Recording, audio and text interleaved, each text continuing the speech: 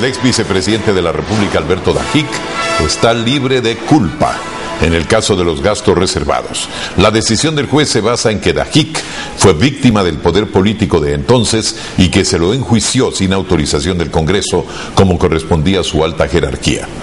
Teresa, hola. ¿Qué tal, Alfonso? Amigos, bienvenidos. El juicio, que empezó hace más de 16 años, fue declarado nulo por el juez Hernán Ulloa de la Primera Sala de la Corte Nacional de Justicia. Hernán Higuera nos informa.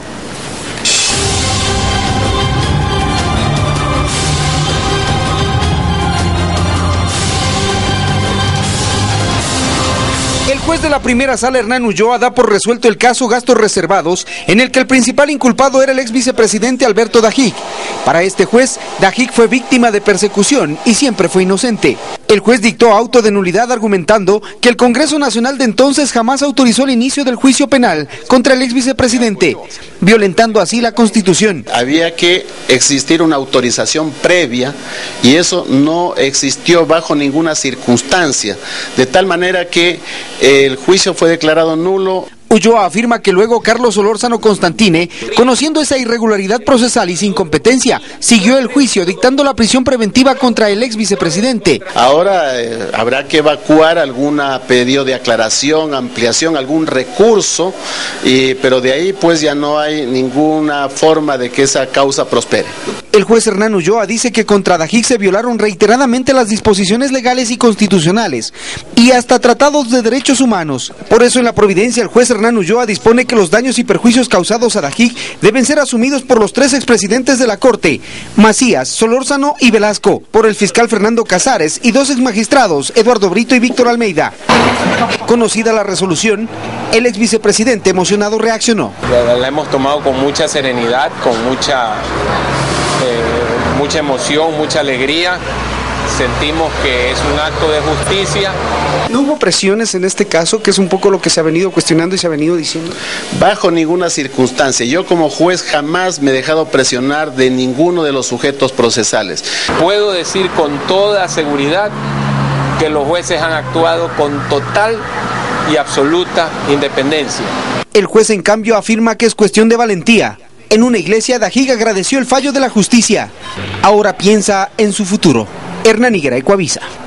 Dajic fue vicepresidente en fórmula con Sixto Durán Ballena a partir de 1992. El gobierno empezó entonces lo que llamó un proceso de modernización. Era época de pugna de poderes y, según la acusación, Dajic tuvo que gestionar pagos ilícitos para la aprobación de cambios legales con fondos reservados del Estado. Hubo un juicio político, pero no fue condenado, pese a lo cual empezó un juicio penal. Carlos Galesio nos recuerda otros aspectos. En junio de 1995, el vicepresidente Dajic comentó a periodistas que diputados y magistrados exigían dinero a cambio de la aprobación de leyes y fallos en favor del gobierno. Los pagos se habrían hecho con los llamados gastos reservados o secretos. El que denunció fue el vicepresidente de la República. Yo me hice eco de la denuncia en mis artículos. Conocida la denuncia, el Congreso inició los trámites para el juicio político en contra del segundo mandatario. Para responder a las mociones de censura planteadas por varios partidos políticos, los parlamentarios socialcristianos Javier Neira y Rafael Cuesta se hicieron cargo de la acusación penal ante la Corte Suprema de Justicia. En donde vemos dineros cuantiosos.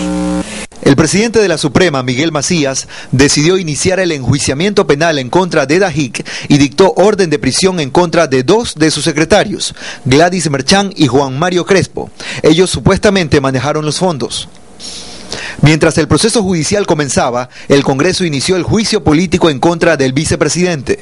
Juro por Dios con esta mano derecha en la Biblia y concluyo esta intervención. Después de 5 días de sesión, la oposición no logró la cantidad de votos necesarios para censurar y destituir a Dajic. El nuevo presidente de la Corte Suprema, Carlos Solórzano, ordenó la captura del mandatario. Lo acusó de malversar fondos públicos. La policía llegó demasiado tarde. A detenerles hasta aquí. pero ya no está. Bueno, mire, yo vengo justamente con la orden y vengo a hacer los operativos. Alberto Dajic huyó a Costa Rica y pidió asilo político en ese país. Yo acuso de ser un perseguido político porque la justicia en el Ecuador, señor, no es independiente del poder político. Una década después, el caso dio un giro cuando la justicia designada por el gobierno de Lucio Gutiérrez anuló el juicio. Dajic pudo regresar al país. Con el derrocamiento de Gutiérrez se revocó lo actuado y el vicepresidente regresó a Costa Rica.